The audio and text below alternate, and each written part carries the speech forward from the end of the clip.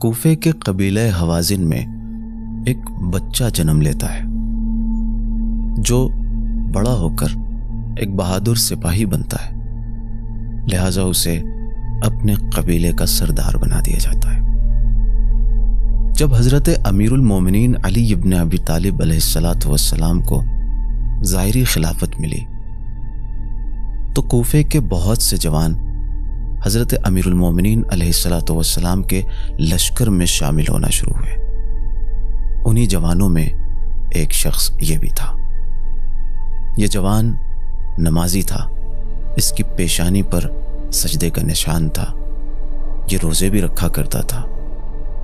اس نے 16 بار حج انجام دیا، وہ بھی اس وقت کے سخت حالات میں جب لوگ گھوڑوں کے ذریعے یا پیدل سفر حج پر جایا کرتے تھے۔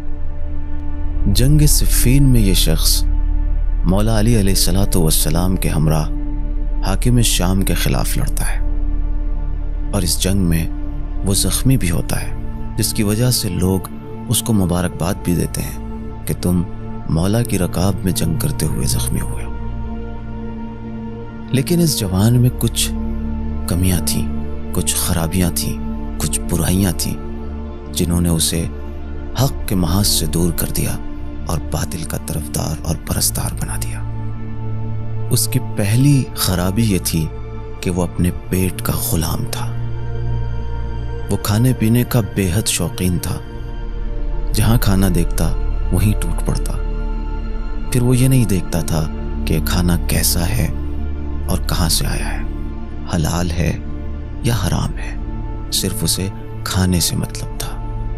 اسی پیٹ کی غلامی نے اسے مولا کی غلامی سے نکال کر دنیا کا غلام بنا دیا۔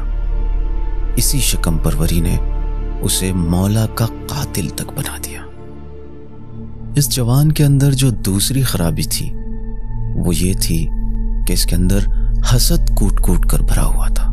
یہ کسی کو بھی اپنے سے اونچے مقام پر نہیں دیکھ سکتا تھا۔ عمر سعد نے ابن زیاد کو خط لکھا تھا کہ میں نے حسین سے بات کی ہے، وہ جنگ نہیں چاہتے۔ میں نے ان کے سامنے 3 راستے رکھے ہیں، یا تو وہ مکے اور مدینے چلے جائیں، یا کسی ایسی جگہ چلے جائیں جہاں وہ سکون سے رہ سکیں، یا تیسرا راستہ یہ کہ وہ بیعت کر لیں۔ ابن زیاد کو عمر سعد کی بات ٹھیک لگی، لیکن یہ شخص ابن زیاد سے کہتا ہے کہ اگر اس وقت حسین ہمارے ہاتھوں سے نکل گئے تو پھر وہ ہمارے ہاتھ نہ آئیں گے، تم مجھے اجازت دو، میں خود جا کر حسین کا قصہ تمام کر دوں گا۔ اس جوان میں تیسری خرابی یہ تھی کہ یہ شخص تانے دیا کرتا تھا، لوگوں کا مذاق اڑایا کرتا تھا۔ یہ مولا علی اور امام حسین علیہ السلام کے چاہنے والوں کا مذاق اڑایا کرتا تھا، استہزاء کیا کرتا تھا۔ کربلا میں اس نے امام کے چاہنے والوں کو بہت ستایا اور ان کا بہت مذاق اڑایا۔